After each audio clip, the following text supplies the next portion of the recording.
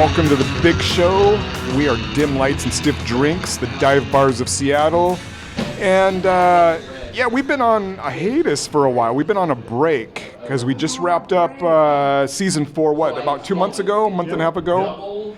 But then suddenly we got some late breaking news that the Merchants Cafe is closing. It was a very kind of abrupt announcement. They're closing on New Year's Day, so day after tomorrow. January 1st. We're recording on December 30th, Monday, December 30th. 2025. And we heard the news and we decided, you know what, we should come down, pay our respects, record a special episode, even though we're kind of between seasons right now. Because Merchants, as I'm sure many of you listening are aware, is Seattle's oldest drinking establishment. Mm-hmm. Go back to season 1, we confirmed it. Yeah, we confirmed it. And so here we are. So we're here to say our goodbyes to Merchants. So it's a little bit of a change in the guard then once this closes. What's that? A little change in the guard once this closes. So now Well, will be the oldest. there's a lot will of be, speculation the torch will be about passed. if it's going to open again or not. Oh, okay. There's some rumors out there that they're gonna reopen maybe in the spring. I was talking to the bartender upstairs about it. She was pretty much in the dark. She didn't know. She was telling me maybe a 20% chance that they might reopen, but who knows? Rumors are swirling. I don't think anyone really knows for sure what's going on. Have you spoke with Darcy? Is that the gal that owns No, it? she wasn't here. I was hoping she would be, but she wasn't here tonight.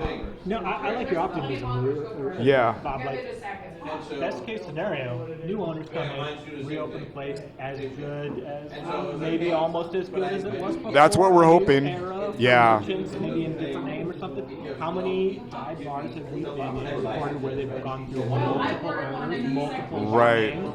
Probably were pretty cool dive bars back in the day. Yeah. Still cool dive bars now. Yeah. Let's maintain some optimism, some hope. Yeah. 2025 will bring a new era for Merchants. Well, let's hope. And we'll get into that more. There's like a few other questions and stuff I kind of like to go over with you guys. But, the whole crew is here, of course, as always. Bob Trombley, who I just heard a rumor, DB Cooper. You could be DB Cooper. Is that true? With the I don't right know. shades, yes. Yeah. I don't know. I have my suspicions. Yeah. Yeah. I plead the fifth. Great grand uncle. Have you ever parachuted before? For the record, no. Okay. I don't think DB had parachuted either. I think that was his first jump. I thought he might have been Special Forces is what I heard maybe. I don't know. Yeah, he was jumping from a high altitude during stormy weather. I think he knew what he was doing. Yeah. No, he was just a dude. We should get him do you on the know that? podcast and ask him. What's the worst that can happen? How do you know? Because no one knows who DB Cooper even is.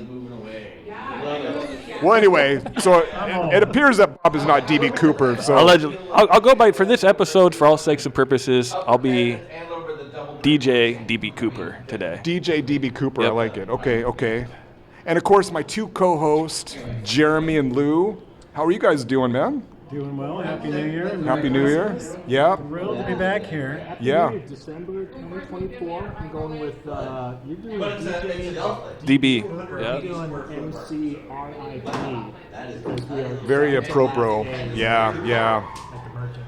Yeah.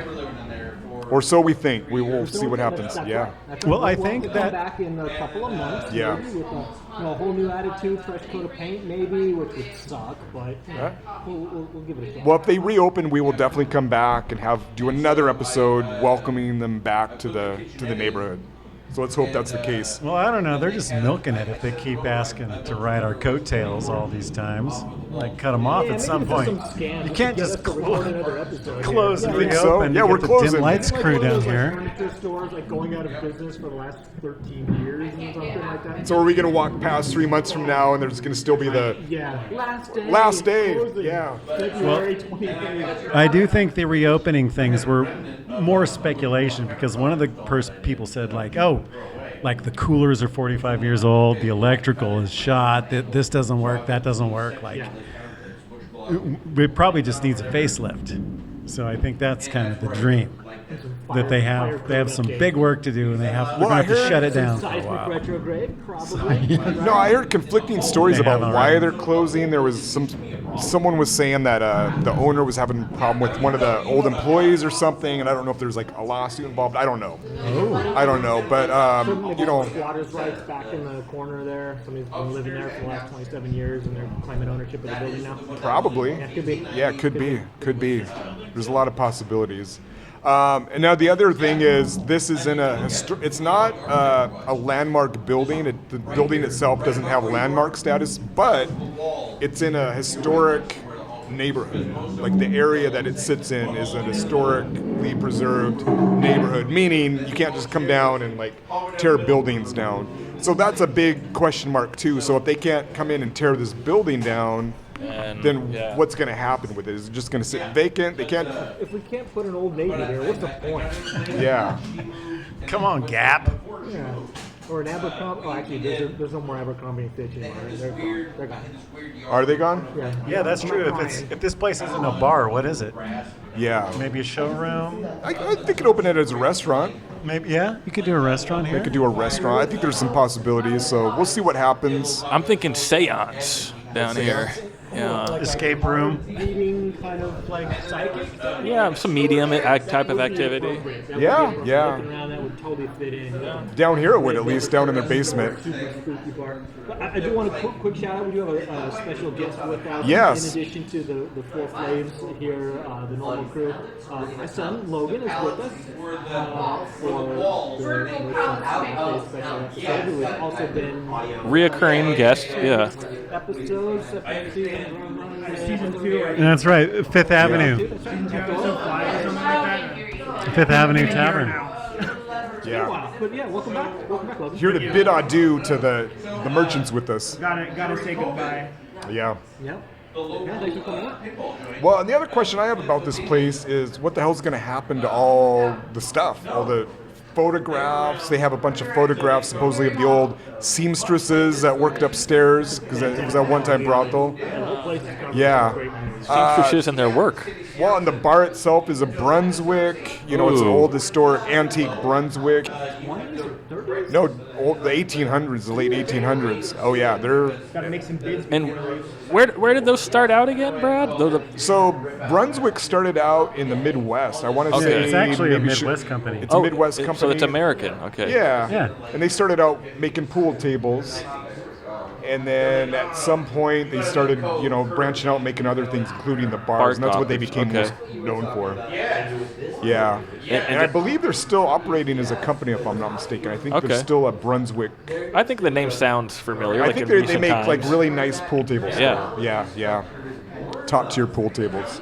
So, you know, what's going to happen to that? I don't know if they're going to have an auction or if they're just hoping to get a new owner and he'll just take over. I don't know. But there's a lot of question marks. The sad reality is that a lot of historic places like this, including historic dive bars that have come and gone, a lot of the memorabilia and equipment just gets stashed in some corner and warehouse somewhere and gets totally forgotten about. Like, it's pretty Yeah. rare. Well, unless you get a guy like Rob Wilson at the Dillard Room, who's kind of kept a couple local things, Yeah. Yeah. kind of preserving. Comes in and specifically swoops up and says, "Hey, this has historical significance." But there's not many guys like that, Yeah. unfortunately. A lot of stuff just gets lost in history.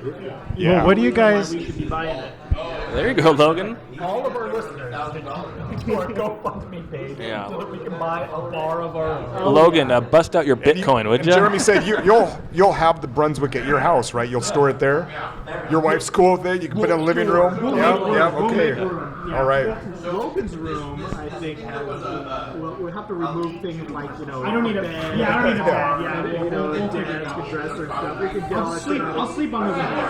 That's right. Perfect. Problem solved. I want to be there when you pull up with the Brunswick in the back of a truck. Hey, honey, we need to move the couch.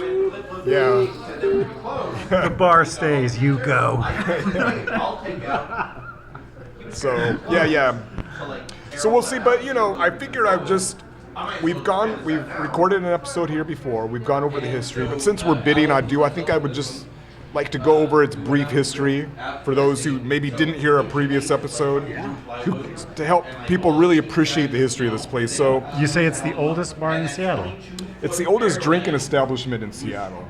Yeah. How's that work? So there was a building here, old wooden building back in the 1800s that got